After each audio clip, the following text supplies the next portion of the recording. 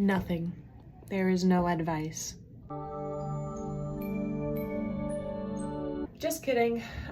Hey everyone, welcome back to Psyched About Life, where we talk about psychology, life growth, and personal development. Today's video is all about the 8 tips to online dating. I myself feel like I can write an entire book, novella, about online dating. And the reason behind this is because I am also going through the motions of online dating and experiencing it myself firsthand. So I feel like who's better to give this advice than somebody who has had meaningful connections, has had relationships come out of this, and also is seeing the bad, the good, and the ugly sides of online dating. So we're gonna start off with 8. Let's list them now. Don't overwhelm yourself with too many convos at once. Be genuine. Be clear with your communication. Choose the right platform. Stay safe. Don't share too much info too soon. Be patient. Watch for red flags. And last but not least, have fun. So those are the 8 tips outlined. Now we're going to get into details of each of the tips. So let's get on with it. Don't overwhelm yourself with too many convos at once. This is what it looks like. Wow, all these matches are coming in. Oh my God, they're starting convos, or I'm eager and I'm starting the convos. And then you get overwhelmed because you see there's 10 convos starting at once. These are the problems with that. You're not going to give the same amount of attention to each of those convos and be very genuine. You're going to tire too quickly. You're going to end up not dating most of the people. And you missed out on opportunities with certain people that something could have come from it. So really, you don't want to pull yourself too thin and end up doing nothing. You want to give yourself enough effort to each person, give yourself enough time with each person, and do not overwhelm yourself with all these conversations. A trick that you can do is actually keep the matches waiting. So something like Hinge, you can keep the matches kind of in like that lobby, quote unquote lobby. You can keep them waiting. And when the time is right, or when you, let's say you finish a date that didn't go so successful or whatever, you feel like you can actually engage with another person, then you can then start the conversation with somebody else. Now, I know what happens. I myself became a victim of it as well. I get impatient and I'm like, okay, this conversation's not going anywhere. Let me start up 5 conversations at once. And then you see what happens. None of them or all of them are not just where you want them to be because you're not giving enough attention to each one. So it's best to just do it little by little. It's okay for people to wait and enjoy the people that you have there unless you've made it clear to them that you're not going to go on a date. Okay, next one. Be genuine. So this goes in with the others of like being honest, being genuine, giving your effort. You also really want to be honest and tell them what you're looking for. And that's the next tip as well. Be open with your communication. Say exactly, whether it's in your bio, what you're looking for, or if you say it up front, what you're looking for. People love directness. You can avoid all that by just asking those big questions. So one thing you could do is take a piece of paper and write down the questions that are very important to you to check off, like a checklist of like big questions to ask on like the first date or like getting to know somebody. What is your job? What is your career? How do you value family? Do you want kids? Are you a smoker? Are you religious? Are you political? Those big questions are very important to kind of get out of the way, and it saves you a date that could go to, something else, or just saves you time. You don't want to waste your time, their time, and it helps to kind of get those questions out of the way. Choose the right platform. So yes, to be honest, I have had a lot of good conversations and dates that turned out to be pretty serious from Tinder, but that's not always the case.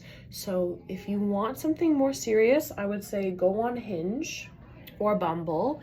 I'm not too familiar with Plenty of Fish or Match.com, but Bumble and Hinge are usually the preferred for something more serious. Next, stay safe. Okay, there's a lot of crazy people out there.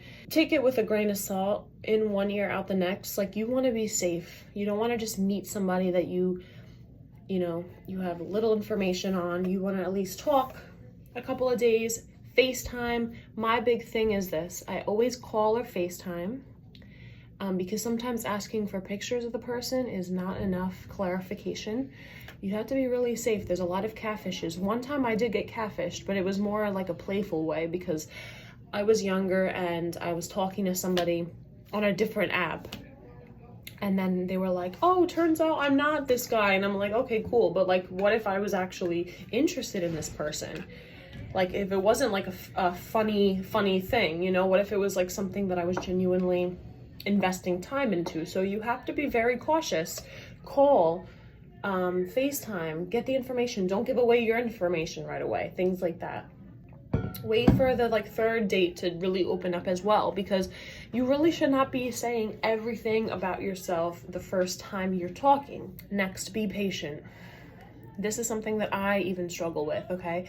If you're on and off these apps, it becomes very draining, okay? How many times can you go about an experience with open arms and a happy smile on your face? You know, if you've had many bad experiences, or if you're just losing patience with how much time it's taking to find your person, like it's very disappointing.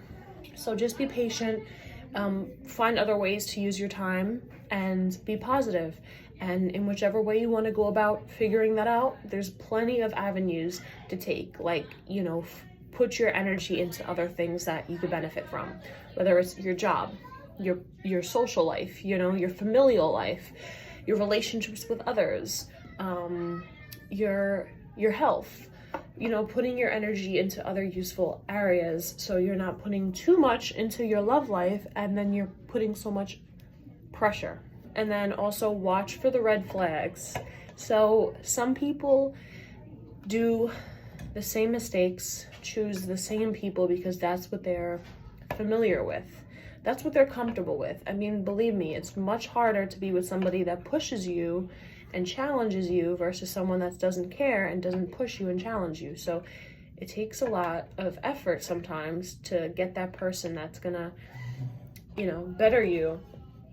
It takes effort. So you really gotta find people that are green flags, and sometimes the green flags are gonna be the ones that, you know, you want to be the better person. So red flags: someone that is kind of abusive or emotionally abusive, verbally abusive, somebody that belittles you, somebody that you know, is rude to people, hasn't gotten over their ex. Those kinds of red flags. But red flags can be different for everybody, okay? Last but not least, have fun. If you're not enjoying these dates, you're doing it for the wrong reasons. You should be having fun. Dating is something that shouldn't feel like so much pressure. Like, it's awesome to have somebody. It's definitely the next step in the right direction, you know, especially if you want like marriage. Of course, you have to date first, but it should always be fun. It should not be stressful. It should not be pressure filled. It should definitely be fun. So that's just something to take into consideration. Anyway, hope you guys enjoyed today's video. Please comment down below any other ideas you may have and content that you would love to see on my channel. I really appreciate it, guys. If you enjoyed today's video, please hit that like button and share.